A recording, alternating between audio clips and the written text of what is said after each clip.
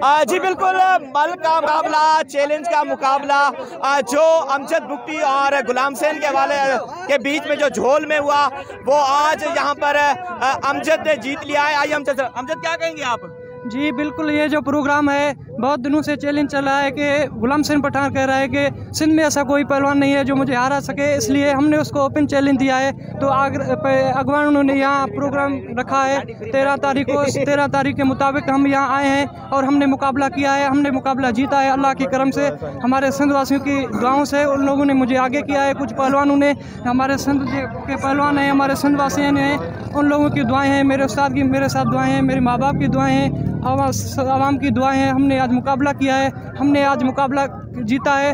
हमारा जो मुकाबला है जीत है, हमारा सिंध के नाम है। क्या है? अच्छा, ये जो आपने मुकाबला जीता, ये तकरीबन 2 माह से सोशल मीडिया भी ये सिलसिला चल रहा था, ये मुकाबला आप किसके नाम कर रहे हैं?